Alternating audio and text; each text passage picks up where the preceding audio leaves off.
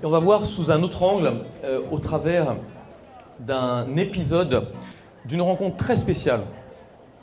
La rencontre de Jésus et de la femme samaritaine. Qu'est-ce que nous pouvons tirer de cet enseignement au niveau pratique? Toujours dans cette thématique, prépare-toi à la rencontre de ton Dieu. Nous avons vu hier, au travers de cette thématique, le dévoilement de la mariée, dévoilement du marié, du père du marié et du témoin de ce mariage. Et donc, la Bible nous montre que Dieu nous envoie un carton d'invitation. Dieu nous envoie un carton d'invitation pour participer aux noces de l'agneau. Et pour recevoir ce carton d'invitation et pour participer aux noces, Dieu nous montre qu'il y a certains critères à respecter. Nous avons vu au travers de l'Apocalypse, qui signifie révélation, et qui nous montre que cette révélation implique le dévoilement, et entre autres le dévoilement de la mariée. Dieu nous montre ainsi, à travers de la Genèse à l'Apocalypse, la plus grande histoire d'amour jamais racontée. L'histoire de ce Dieu qui nous a créés, sachant qu'il prenait tous les risques, sachant qu'il ne voulait pas nous forcer, sachant qu'il nous laissait le libre arbitre afin que nous ayons le choix. Nous choisissions, non pas par contrainte et par peur, mais par amour. Nous avons vu au travers de ce texte de Genèse, au travers de Paul, ce que Dieu voulait impliquer par là. Et Jésus va démarrer son ministère. Et l'évangile de Jean va nous donner des séquences qui se suivent très intéressantes. Et on va aborder la première de ces séquences. Cette séquence, c'est l'épisode de Jésus avec les noces de Cana. Jésus démarre son ministère et cela n'est pas un hasard si ce ministère commence précisément avec un mariage. Parce que nous avons vu que Dieu recherche quelque chose. Et que ce quelque chose, c'est une épouse. Et que pour trouver une épouse, il faut que cette épouse se soit préparée et qu'elle s'engage à accepter son époux. Et cela se fait par le mariage. Nous voyons ici, au travers de cet épisode des noces de Cana que nous trouvons dans l'évangile de Jean, du chapitre 2, les versets 1 à 11, nous lisons que 3 jours après, il y eut des noces à Cana en Galilée. D'ailleurs, le ministère de Jésus va commencer par 3 jours. 3 jours après, et il se termine, il meurt, et 3 jours après, il ressuscite. C'est intéressant de voir la séquence.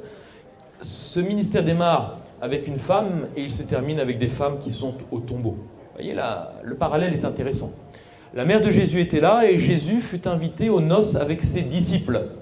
Le vin ayant manqué, la mère de Jésus lui dit « Mais ils n'ont plus de vin ».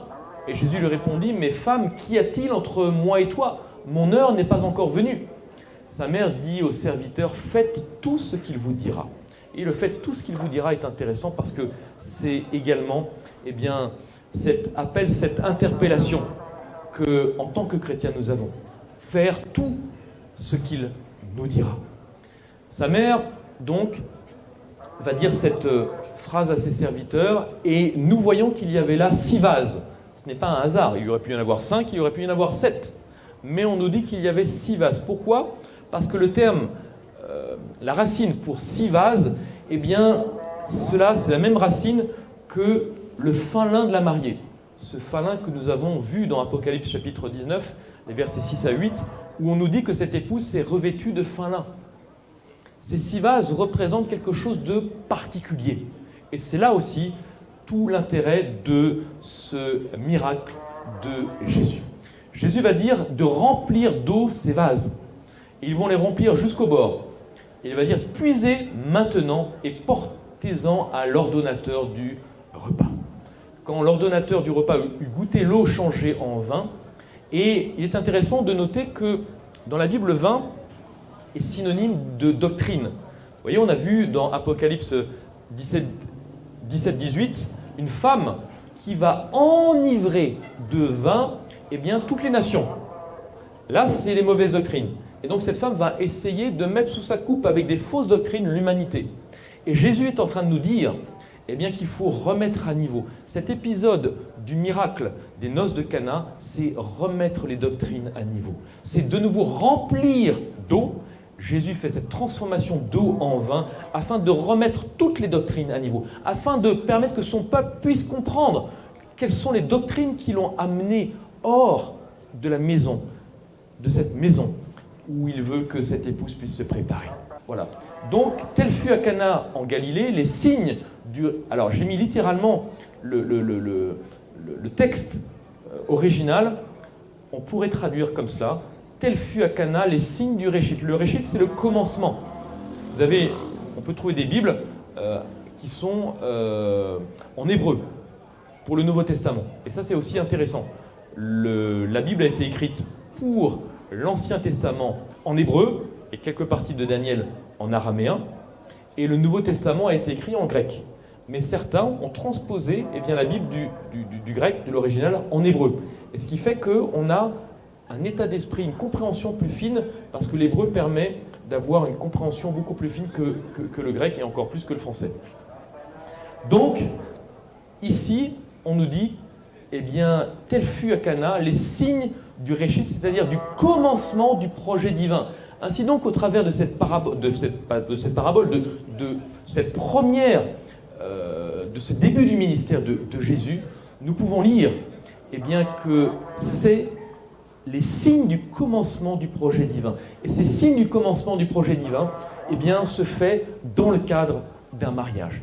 Et lorsque l'on comprend maintenant que Cana signifie rachat, Cana signifie acquérir, parce qu'au travers des noces de Cana, Jésus nous montre qu'il souhaite racheter, qu'il souhaite acquérir un peuple avec lequel il remet les doctrines complètement à niveau. Ce peuple qui s'engage et qui comprend parfaitement quelles sont ses doctrines et ce que Dieu veut de lui. Juste après, il y a un élément intéressant, puisque en Jean 2, on a vu 1 à 11, les noces de Cana. Maintenant, 12 à 22, nous avons un autre épisode. C'est l'épisode de Jésus qui chasse les vendeurs du temple. Et au verset 15, nous lisons « Ayant un fouet avec des cordes, il les chasse à tous du temple. » Et il fait après un parallèle avec le temple, son temple. « Détruisez ce temple, et en 3 jours je le relèverai. » Il parlait du temple de son corps. À travers cet épisode, Dieu nous montre que la Bible nous dit que notre corps est le temple du Saint-Esprit. Dieu nous montre à travers cet épisode de Jésus que nous devons chasser tous les vendeurs qui ont pu mettre en nous des choses que Dieu rejette, des doctrines que Dieu rejette. Et nous avons besoin de chasser toutes ces fausses doctrines pour revenir uniquement à la parole de Dieu. Juste après, Dieu appelle une épouse, noces de Cana. Il veut remettre les doctrines à niveau, chasser les vendeurs du temple qu'il y a pu y avoir. Et le 3e épisode, c'est cet épisode de Nicodème. Cet épisode où l'un des plus grands docteurs de la loi vient voir Jésus de nuit.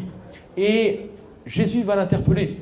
Et Jésus va lui dire au verset 3, « En vérité, je te le dis, si un homme ne naît de nouveau, il ne peut voir le royaume de Dieu. » Et cet homme, Nicodème, qui est l'un des plus grands docteurs en théologie, va dire, mais comment un homme peut-il naître quand il est vieux?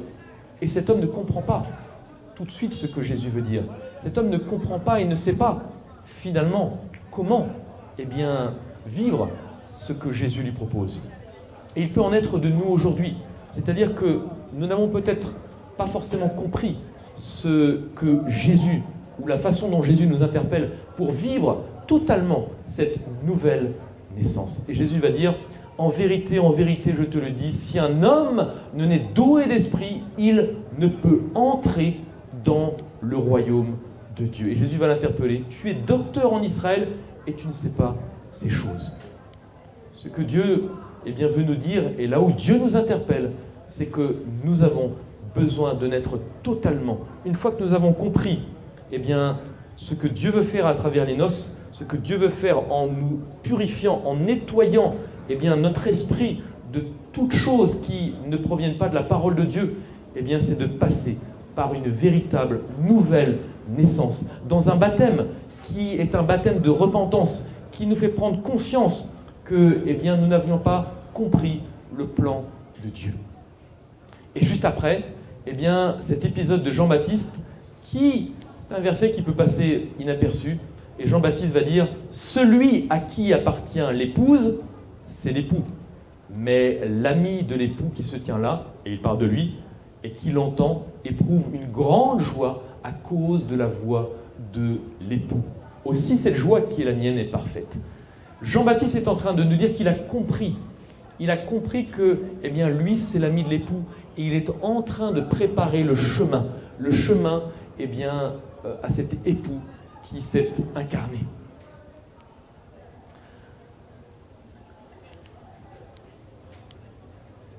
Voilà, je passe en arrière.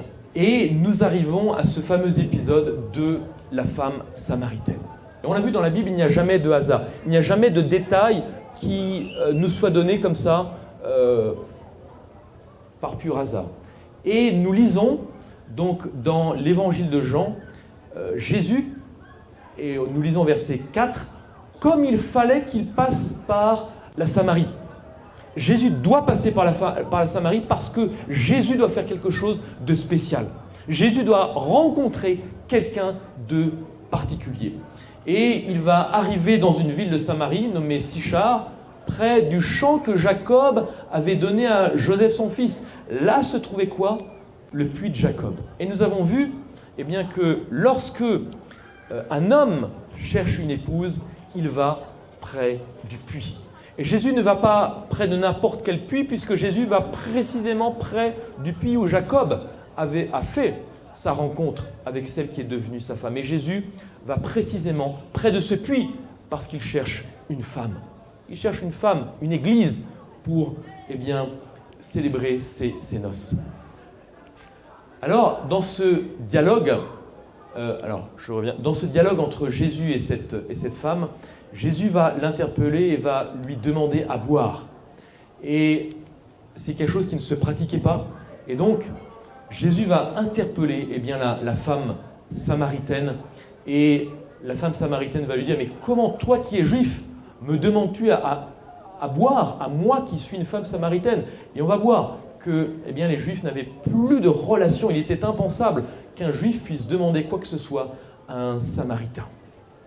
Jésus va l'interpeller, Jésus va mettre le doigt sur un élément de sa vie. Et voilà, je vais juste poser 4 questions, on va y répondre. La première, c'est pourquoi cette rencontre a eu lieu près du puits de Jacob ? Pourquoi Jésus entame cette conversation avec cette Samaritaine ? Quel est le sens de cette conversation et quel est le rapport avec l'époux ? Alors, la rencontre près d'un puits, on l'a vu, beaucoup d'épisodes dans la Bible nous montrent précisément eh bien, ce qu'il en est lorsqu'un homme recherche une femme. Nous avons l'épisode de Genèse 24, donc, avec ce verset 12 qui nous dit « Éternel Dieu de mon Seigneur Abraham, fais-moi, je te prie, rencontrer aujourd'hui ce que je désire, et use de bonté envers mon Seigneur Abraham. » Et là encore, cette rencontre eh bien, se fait près du puits, avec donc Rebecca. Nous avons cet épisode de Genèse 29, Jacob et Rachel, qu'il va rencontrer, un puits donc dans les champs, il va rencontrer celle qui va devenir son épouse, eh bien près d'un puits. Moïse également, puisqu'il va rencontrer eh bien, sa femme, Séphora, près d'un puits. Vous voyez, 3 personnages importants dans Israël qui tous font une rencontre eh bien, avec une femme. Et c'est précisément ce que Jésus va faire. Alors on remarque plusieurs parallèles frappants donc, de l'Ancien Testament avec donc, la rencontre de Jésus et cette femme samaritaine. De même que Moïse, Abraham et Jacob, dont on vient de voir les 3 exemples, ce sont des hommes étrangers dans un pays étranger. Et Jésus est étranger en Samarie. C'est un premier parallèle. Le deuxième, on l'a vu, cette rencontre se fait près d'un puits. De même que le serviteur d'Abraham demande à Rebecca un verre d'eau pour savoir si elle est l'épouse, de même, Jésus demande à la Samaritaine « Donne-moi à boire ». Jésus donc est un étranger en terre samaritaine. Et on pourrait faire eh bien, cette équation, un étranger masculin plus une femme plus un puits, cela représente cela nous amène à des fiançailles. Et c'est précisément ce que Jésus veut faire. Vous avez quelqu'un qui a commenté ce texte et qui, par rapport à cet épisode de la Samaritaine, nous dit que cela contient tous les éléments d'une scène de type fiançailles. Cette Samaritaine, cette future mariée, n'est pas une mariée ordinaire, parce que son identité n'est pas forcément l'identité où cette femme n'a pas le profil d'une femme que pourrait rechercher un homme et encore moins un juif. Et il est intéressant de voir que c'est une Samaritaine et ce n'est pas une juive. Elle est surprise que Jésus puisse lui parler, que Jésus puisse engager la conversation. Pourquoi ? Parce que en 722 avant Jésus-Christ, l'Empire assyrien, qui va devenir après Babylone, cet Empire assyrien va conquérir les 10 tribus du nord d'Israël et il va les chasser. Et à sa place, il va mettre des Assyriens, des païens, donc des païens qui vont venir pour occuper le pays. Donc, cet arrière-plan, les Juifs ont une dent contre ces gens-là parce que les Samaritains ont pris leur place. C'est cet épisode que nous avons dans 2 Rois 17, 24 et 25. Le roi d'Assyrie fit venir des gens de Babylone, de Kouta, d'Ava, de Hamath et de Servaïm, et les plaça dans les villes de Samarie à la place du peuple d'Israël. Ils prirent possession de Samarie et habitèrent dans ces villes. Au début de leur séjour, ils ne craignaient pas l'Éternel. Et ces Samaritains, ont d'autres dieux. Et ils vont adorer aussi le Dieu de la Bible. Mais ils vont alterner entre les deux. Et c'est pour ça que les Juifs détestent les Samaritains. Donc vous imaginez Jésus qui arrive et qui rencontre cette femme, c'est un scandale. Plus tard, les Samaritains vont finir par accepter les livres de Moïse et ils vont construire un temple sur le mont Garizim où ils vont offrir des sacrifices à Dieu. Donc la Samaritaine, nous voyons dans la conversation avec Jésus, elle a eu plusieurs maris. Et Jésus relève cela et l'invite à appeler son mari. Et donc, certains ont relevé que la Samaritaine, c'est un symbole du peuple de Samarie avec lequel Jésus souhaite entrer en relation en tant qu'époux et Messie. Parce que Jésus n'est pas venu que pour les Juifs, Jésus est venu pour tous les peuples.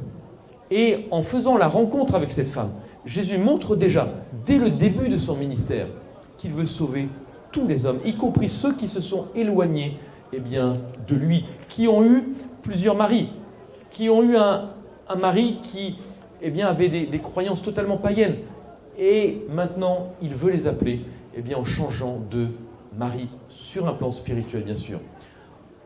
De même que Sipora et ses sœurs sont allées voir leur père, Jéthro, et lui ont parlé de Moïse, de même que Moïse est venu séjourner chez elle et s'est marié avec Sipora, cette femme, cette Samaritaine, va parler aux Samaritains, va leur parler de Jésus et va leur dire « Voici, j'ai rencontré le Messie » et ils vont croire en lui. Jésus va rester parmi ces Samaritains et la Bible nous dit que certains vont croire en lui.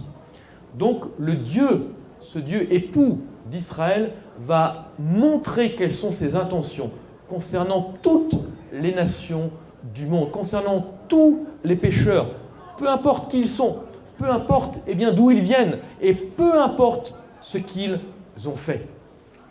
Et comme on l'a dit, cette Samaritaine n'est pas forcément le genre d'épouse qu'un époux ordinaire épouserait. C'est une épouse qui a un passé. C'est une épouse qui a eu tellement de blessures et la honte aussi qui a été jetée sur elle. Et vous voyez, c'est cette femme qui, avec ce passé, vraiment a été brisée. Elle n'est pas issue d'une grande race. Elle ne fait pas partie de l'élite de la société. Ses idées, au niveau de la religion, sont un mélange de vérité et d'erreur. Mais pourtant, on le voit, elle n'est pas bien acceptée par son propre peuple.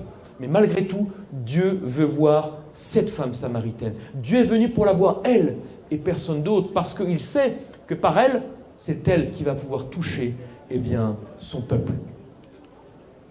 Jésus l'attend au puits. Lui, cet époux divin qui est venu en personne, celui par qui le monde a été fait, par qui le monde a été créé, il est assis près de ce puits et il demande à boire et il souhaite qu'elle lui demande un don.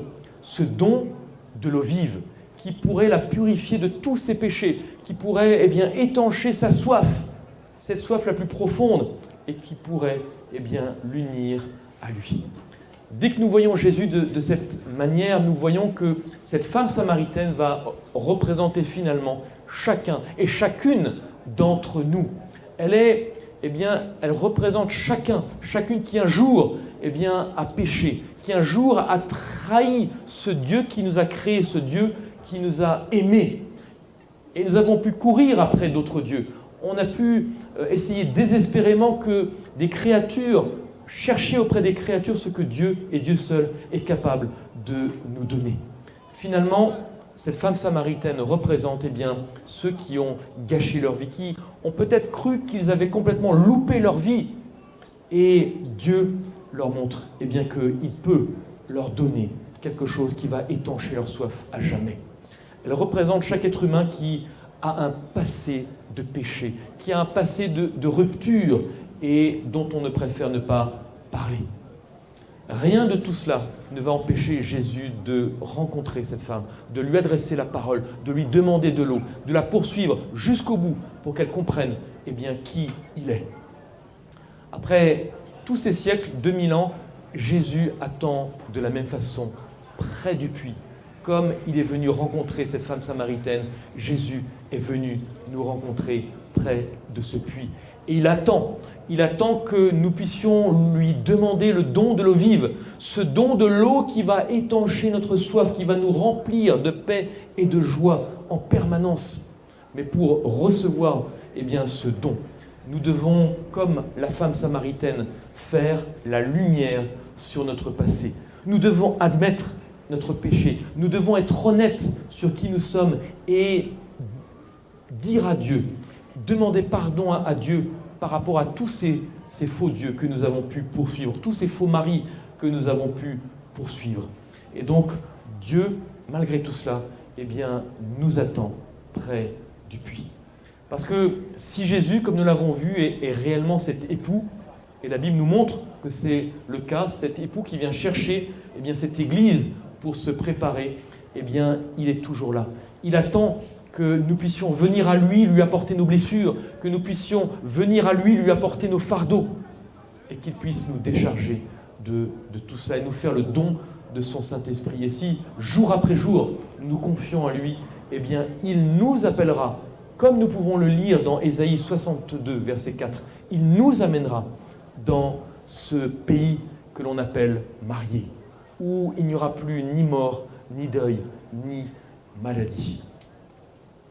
Ainsi, Jésus attend toujours près de ce puits depuis 2000 ans, afin que nous puissions venir à ses pieds et lui demander ce don de l'eau vive, afin que nous puissions venir à lui et lui raconter tout ce que nous avons pu faire, tous ces écarts, toutes ces choses, ces blessures que nous avons pu avoir, pour qu'il puisse nous en décharger, pour qu'il puisse nous en libérer.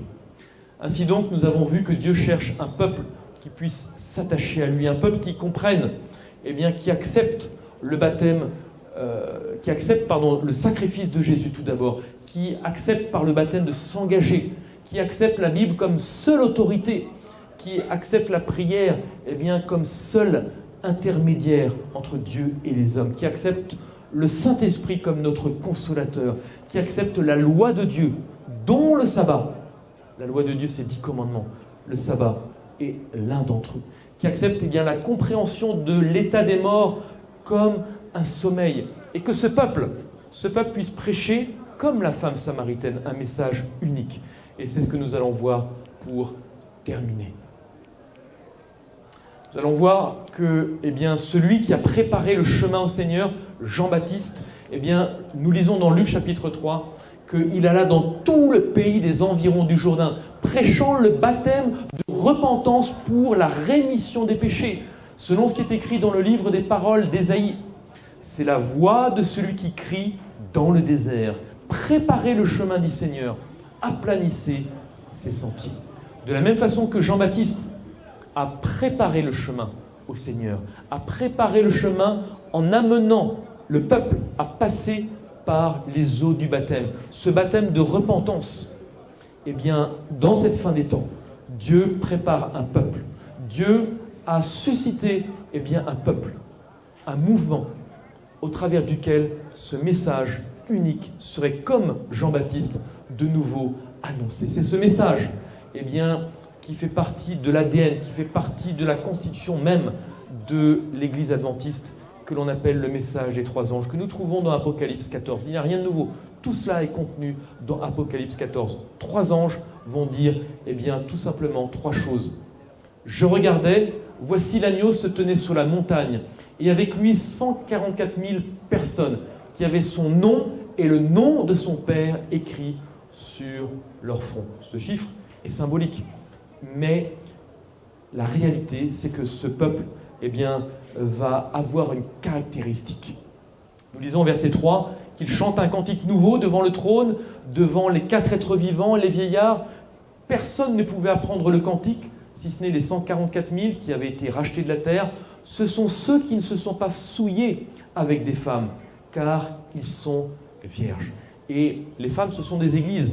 Donc ce sont ceux qui ne se sont pas souillés, ce sont ceux qui ont compris qu'on ne pouvait plus se souiller et réellement rentrer dans une dynamique, rentrer dans un mouvement où le seul principe, c'est « il est écrit ». Le seul principe, c'est la parole, et la parole seule qui sert de critère. Ils suivent l'agneau partout où il va. Ils ont été rachetés d'entre les hommes comme des prémices pour Dieu et pour l'agneau. Et ce peuple, prêche un premier message. Un autre ange qui volait par le milieu du ciel, ayant un évangile éternel pour l'annoncer aux habitants de la terre, à toute nation, tribu, langue, peuple. Et il disait d'une voix forte, « Craignez Dieu et donnez-lui gloire, car l'heure de son jugement est venue. » C'est ce premier message que ce peuple est en train de lancer à travers le monde, de crier à travers le monde. Craignez Dieu et donnez-lui gloire. Parce qu'aucune gloire ne doit être donnée à l'homme, aucune gloire ne doit être donnée à la tradition. Donnez-lui gloire à Dieu et à Dieu seul. L'heure de son jugement est venue. Adorez celui qui a fait le ciel et la terre et la mer et les sources d'eau. Cet évangile éternel nous invite à sortir de tout compromis. Et nous allons voir qu'il y a un deuxième et un troisième message. Pourquoi ? Dieu nous a déjà donné dans le passé un message lorsqu'il a visité celui qu'il aimait, Abraham. Et dans cette discussion qu'il a avec Abraham sur cette ville de Sodome et de Gomorrhe qui a commis l'innommable, qui a commis des choses abominables, Abraham est en train de négocier pour qu'il y ait le plus grand nombre de sauvés. Et on voit que Lot, sa femme et ses 2 filles vont pouvoir échapper, vont pouvoir sortir de cette ville. Mais malheureusement, Dieu avait dit, ne vous retournez pas. Ne vous retournez pas parce que sinon, vous allez mourir. Et la femme de Lot va se retourner. La femme de Lot se retourne sur son passé. Et elle regarde en arrière. Et elle est transformée en statue de sel. Dieu nous invite à regarder en avant, à regarder vers ce qu'il est capable de faire. Et ce second message nous dit, elle est tombée Babylone la grande, qui a abreuvé toutes les nations de quoi ? Du vin de la fureur de son impudicité. Ce vin qui, comme nous l'avons vu au travers de ces noces de Cana, représente les doctrines. Ces doctrines qui ont abreuvé toutes les nations. Ces doctrines qui n'ont pas pour origine la parole de Dieu. Ces doctrines qui sont à l'opposé de ce que le Seigneur nous demande.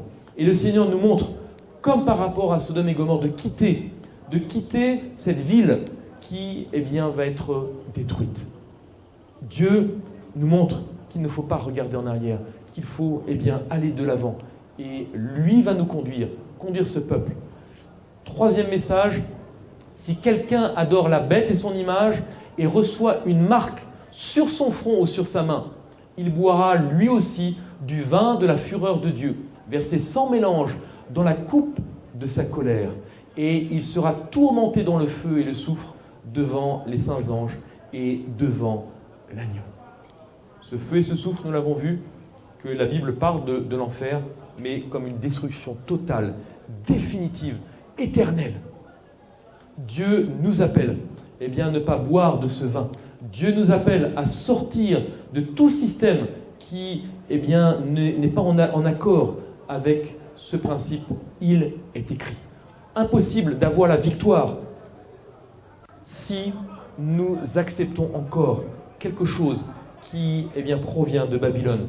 Jésus a eu la victoire et la victoire seule parce qu'il a pu dire « il est écrit, il est écrit, il est écrit ». Que nous puissions, nous également, revenir à la parole de Dieu et comprendre ce que Dieu souhaite par ça. Au travers de ces noces de Cana, Dieu nous montre qu'il a payé le prix fort pour acquérir, pour acheter cette épouse. C'est le prix de sa vie même.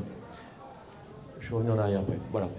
Donc au travers de cet épisode des noces de Cana, au travers de cet épisode des marchands du temple, de Nicodème, Dieu nous interpelle à vivre cette prise de conscience, ce baptême de repentance, à avoir cette prise de conscience sur ce qu'est véritablement cette nouvelle naissance. Que nous puissions vraiment laisser le Saint-Esprit, laisser le Seigneur nous parler dans notre cœur, et le Seigneur répond. Le Seigneur répondra et montrera à chacun ce qu'il faut faire. Que Dieu puisse nous conduire à prendre position aujourd'hui pour lui, et qu'au travers d'une alliance, nous puissions aller de l'avant et ne plus regarder en arrière. Avant de vous montrer 2 slides, je vais demander au pasteur Ben s'il veut bien encore nous rejoindre pour que nous puissions terminer par une prière et que le Seigneur puisse accompagner chacun et chacune. Au travers des études qui ont déjà commencé avec lui, donc vous avez la possibilité de rejoindre le groupe WhatsApp, et si vous avez des questions, de continuer ces présentations, de faire partie de ce groupe d'études. Et je le remercie vraiment pour son engagement. Je remercie vraiment, il est déjà très très pris, et c'est vraiment une grâce. Et je te remercie énormément parce que ton dévouement va au-delà de... Vraiment, voilà, je suis ému et je suis rempli de joie de voir que, par la grâce de Dieu, ceux et celles qui veulent continuer à chercher, qui veulent se positionner, certains veulent s'engager par le baptême, d'autres continuent à étudier. Merci encore pour cette disponibilité. Nous allons prier. Seigneur notre Dieu, sincèrement nos cœurs débordent de joie parce que ton amour pour nous est incommensurable. Tu nous aimes d'un amour infini. C'est pourquoi encore ce soir tu nous tends cette main salvatrice, pour que nous puissions être capables de la saisir. Depuis le 5 décembre, tu ne cesses de nous parler soir après soir. Dans la vérité de ta parole, la Bible. Et tu utilises ton serviteur Laurent pour nous aider à comprendre ce que tu veux que nous puissions connaître comme vérité. Qui nous a été plusieurs fois depuis des années cachés, et dont certains d'entre nous ici découvrent pour la première fois. Ô Seigneur de grâce, alors que tu es à la recherche de cette épouse, tu es à la recherche de cette église composée de ces hommes et de ces femmes qui ont compris ce que c'est que la vérité de ta parole et qui désirent te donner leur vie, marcher avec toi dans une consécration totale. Je prie qu'en ce moment même où ta parole est en train d'être dite, que ton Saint-Esprit mette à part tout ce que tu as déjà attiré à toi. Et que Seigneur, au nom de Jésus, que tous ceux qui sont ici ce soir, qui sont encore dans cette épouse, cette église dans laquelle le faux vin, le mauvais vin est en train de leur être donné, que ces personnes soient capables de comprendre ton amour pour elles et d'accepter de venir boire au vin de tes noces, le bon vin. Le vin des bons enseignements, des vraies doctrines basées sur il est écrit dans ta parole. Seigneur, prends pitié de nous. Avant que la porte du ciel ne se ferme, la porte de la grâce que tu as ouverte pour nous, s'il te plaît, donne à tes enfants que nous sommes de prendre position pour toi, d'être ce marié ou cette mariée que tu attends, avec qui tu vas célébrer ces noces lorsque tu reviendras très bientôt. Et tu veux célébrer ces noces avec chacun de nous ce soir. Qu'il te plaise, ô Père, de nous accepter, d'accepter le don de nos cœurs, d'accepter le don de nos vies, de nous prendre par la main, de remplir nos vies de ta présence, de nous aider à ne te faire confiance et à jamais. Donne-nous, Seigneur, de faire en sorte que personne d'autre ne nous retienne loin de toi, que les plans de l'ennemi pour nous s'arrêtent, que nous puissions comprendre que ce n'est pas le fait d'appartenir à une église qui enseigne ce faux vin qui va nous amener à être dans le ciel avec toi. Tu reviens bientôt. Manifeste-toi dans nos vies et fais en sorte que cette parole qui est sortie ne retourne pas à toi sans avoir accompli ce pourquoi elle est sortie. Sauve tes enfants. Sauve-nous, Seigneur, et ramène-nous dans ta maison, dans ton église, celle qui t'a toujours aimé et dans laquelle tu veux voir tes enfants réunis pour te rencontrer bientôt. Reste avec nous et continue de bénir la suite de cette soirée. Que ton nom soit loué à jamais. Au nom de Jésus. Amen. Amen. Amen.